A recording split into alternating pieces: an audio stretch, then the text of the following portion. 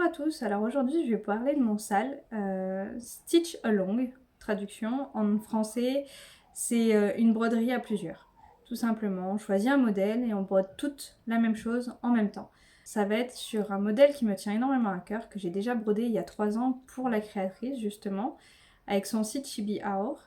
Je vais vous montrer le modèle tout de suite avec les embellissements. Il me manque encore quelques morceaux que je devrais recevoir avant septembre, j'espère.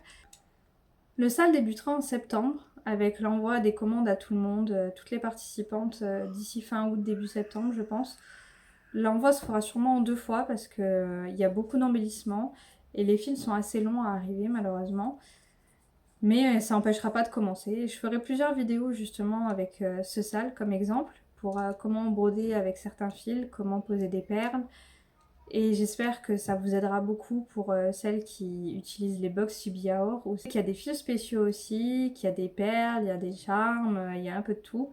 C'est vrai que certains ont peur de se lancer justement à cause de ça. Mais au final, vous verrez, c'est assez simple. Il y a rien de compliqué. Et une fois qu'on est lancé, ça marche tout seul. Je vous montre ça tout de suite. Alors voici le modèle. Voilà, il est là, avec à peu près toutes les fournitures. Il manque les charmes que j'ai pas encore reçus. Mais vous avez déjà le modèle qui est vraiment splendide. On peut voir un peu les détails. Un gros coup de cœur. Il n'y a vraiment aucun souci. Le site a changé par contre. C'est Chibi-Aor maintenant. Donc faites attention. Il y a même la petite dédicace de l'époque où c'est que je l'ai brodé, il y a 3 ans déjà. Vous avez la liste des fils qui est vraiment très longue. Avec la liste des perles, etc. Mais ça vaut le coup. Vraiment, ça vaut vraiment le coup. Il y a rien à redire. Elle est magnifique. En dimension, elle fait 180 par 255. C'est la taille en croix. Elle est indiquée en croix pour la simple et bonne raison que ça dépend de la toile que vous utilisez. Alors la toile conseillée, c'est celle-ci. La Clock World, qui est juste ici, de Sweet Hall. Je ne l'ai pas encore déballée, je vous la montrerai après. Moi j'ai pris en étamine parce que je trouve que c'est beaucoup plus simple de broder en étamine pour déposer les détails, etc. Après en Aïda ça marche aussi très bien. C'est juste au niveau des yeux et de la bouche que c'est surtout compliqué parce qu'il y a des petits points. Et c'est vrai que sur de l'Aïda, moi je trouve ça un peu plus pénible à faire. Mais c'est tout à fait faisable. Alors voilà, je vous présente la toile. Je viens de la déplier, il y a beaucoup de détails. Avec les papillons, les engrenages. Vraiment, elle est très chouette. Elle va vraiment très bien avec le modèle.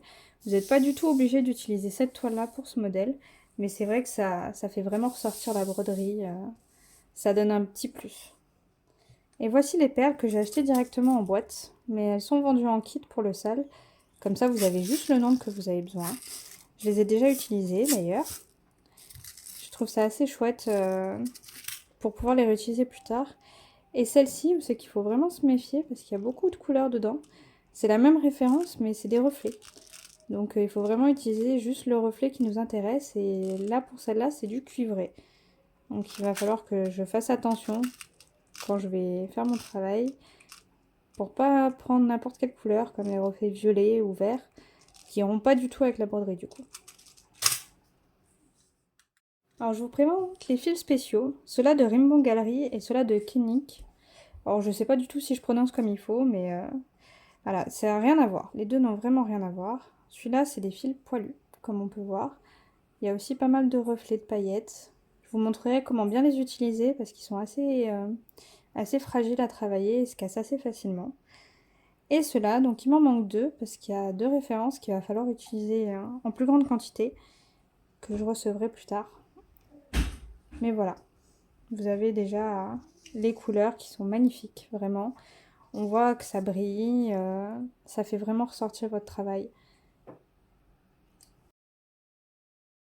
Du coup, voilà vraiment la base pour démarrer, sachant que vous n'avez pas du tout besoin de ça pour démarrer le projet. Votre toile, votre diagramme, et tout ce qui est fils spéciaux, etc., vous pouvez les acheter plus tard ou au fur et à mesure, parce que c'est quand même un sacré budget. Mine de rien, les fils comme ça, c'est entre 2 et 3 euros à peu près pièce. Pareil pour les boîtes de perles, sachant qu'en kit, ça sera beaucoup moins cher vu que vous aurez exactement ce qu'il vous faut pour cette broderie-là. Faut savoir que pour les participantes de mon salle, la boutique a décidé de faire un petit cadeau surprise. Alors je vous en dis pas plus, je sais déjà ce que c'est, même si je sais pas encore à quoi ça ressemble. Mais je pense que ça va faire plaisir à beaucoup de gens. Et j'ai hâte vraiment de voir le rendu. Alors voilà, j'espère que le modèle vous plaît autant qu'à moi. Vraiment, j'ai vraiment eu un très très gros coup de cœur dessus. J'ai hâte de la commencer. Je vais prendre mon temps pour que tout le monde puisse avancer à son rythme aussi. Et j'espère qu'elle sera finie pour Noël. Comme ça fera un beau cadeau sous le sapin pour tout le monde. Voilà, ciao ciao!